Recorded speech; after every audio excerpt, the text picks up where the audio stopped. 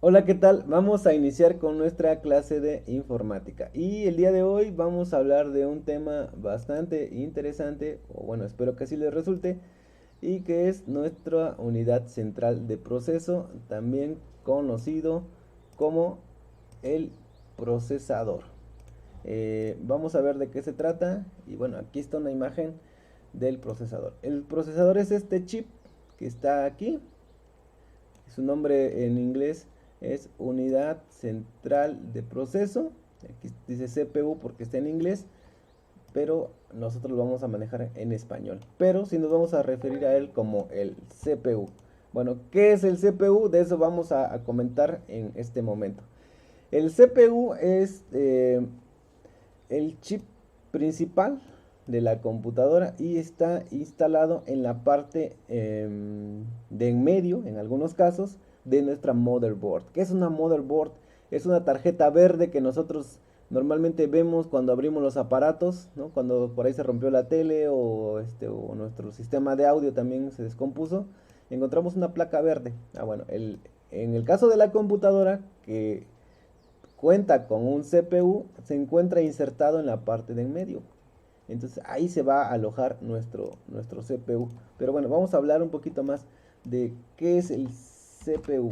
Bueno, el CPU, algunas personas lo consideran que es el cerebro de la computadora y otras dicen es el corazón de la computadora. Eh, Puede ser, pero vamos a ver por qué sí o por qué no lo van a hacer. Entonces voy a mover tantito acá y hablemos del CPU en este pizarrón. Bueno, el CPU no puede ser el cerebro, pero sí se parece. ¿A qué me voy a referir? Creo que es el dato que más se parece. ¿Por qué consideran que es el cerebro? Porque dicen que el CPU hace la parte principal de lo que se refiere a la computadora, ¿no? Nuestro cerebro, por él, el que tenemos nosotros, por él pasan todas las terminales nerviosas.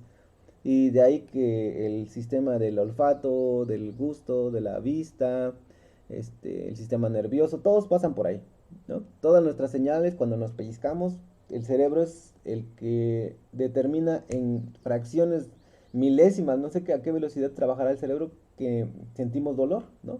O si nos acariciamos, sentimos placer.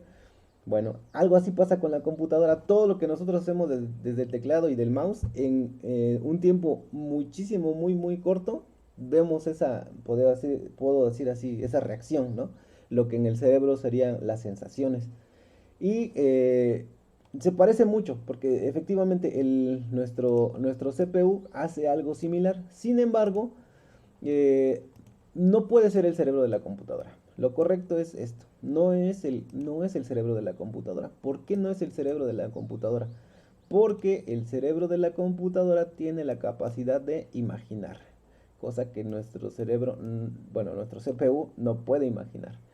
¿Qué otra cosa no puede hacer nuestro CPU? No puede pensar. Entonces, como no puede imaginar y no puede pensar, no se puede considerar un cerebro. De hecho, hasta ahorita ningún CPU tiene la capacidad de pensar. Se está hablando de la inteligencia artificial, pero la inteligencia artificial, que es conocida como la IA o la AI, dependiendo si es en inglés o en español, es donde ya se está intentando simular el pensamiento humano. Entonces, desgraciadamente, no se parece al cerebro, hace cosas similares, pero no puede funcionar como un cerebro porque no puede imaginar y no puede pensar.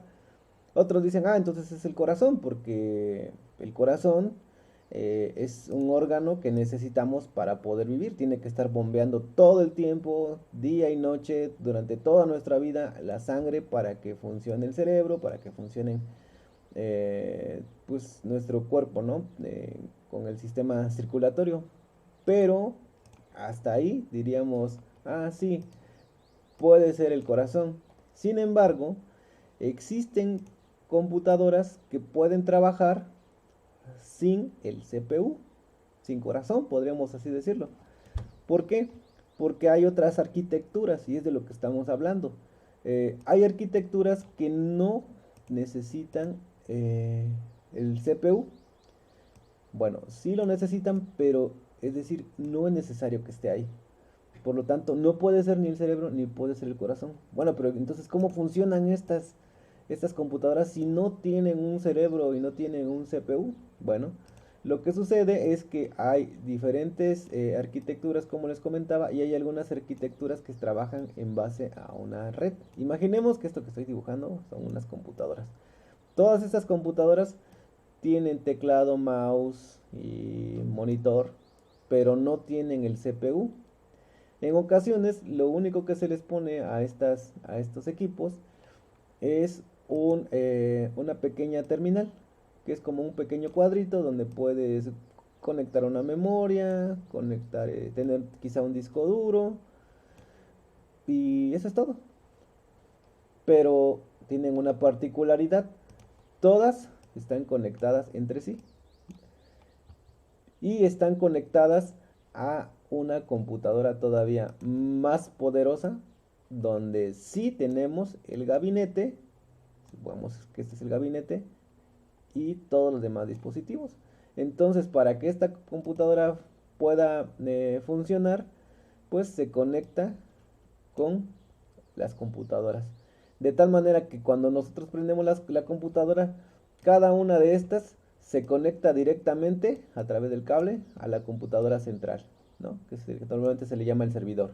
Entonces, todas se conectan al servidor. Por lo tanto, no necesitan tener un CPU, perdón, sí, no tener un CPU, porque ocupan el CPU que está alojado aquí adentro. ¿Sí? Aquí estaría el CPU, aquí adentro. Y entonces solamente necesitan tener la imagen en una pantalla, un teclado, un mouse, y de ahí jalar todos los recursos. Entonces, como ven, pues hay computadoras que no necesitan tener este CPU. Entonces no es ni el cerebro ni es el corazón. Entonces, si no tiene cerebro y no tiene corazón, bueno, perdón, si no es, no es que no lo tenga, ¿no? Si no es cerebro y no es corazón, ¿qué es el CPU? El CPU es un chip versátil.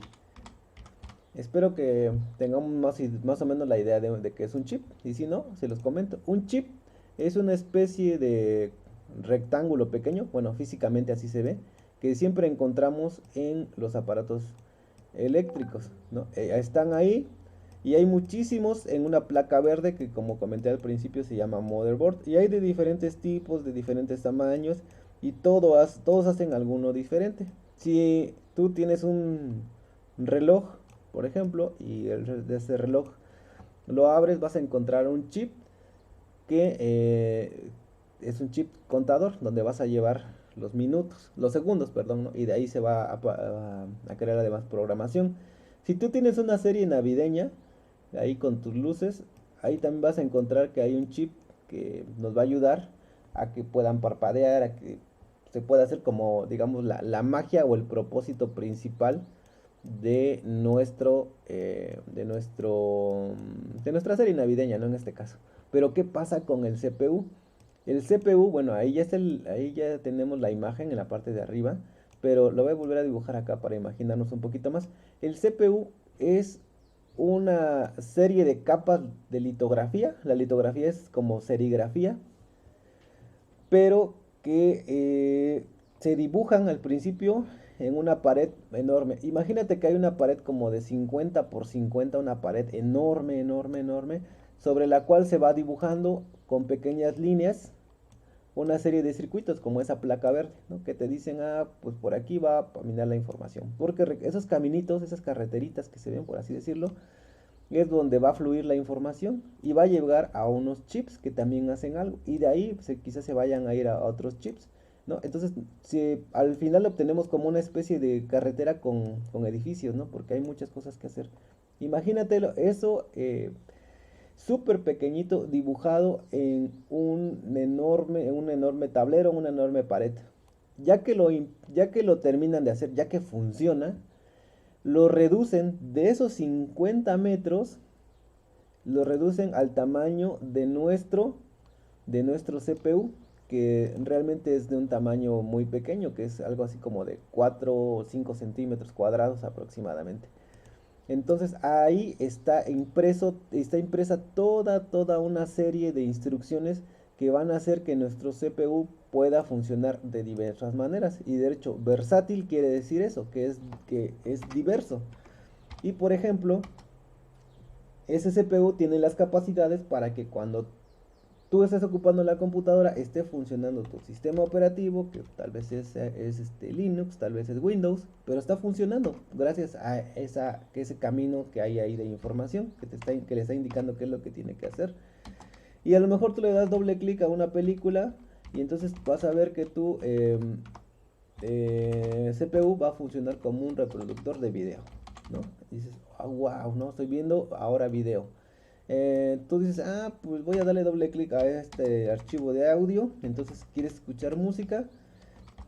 Tu CPU se va a comportar como un reproductor de música. Pero si tú dices, quiero ahora jugar un videojuego, tu CPU se va a comportar como una consola de video.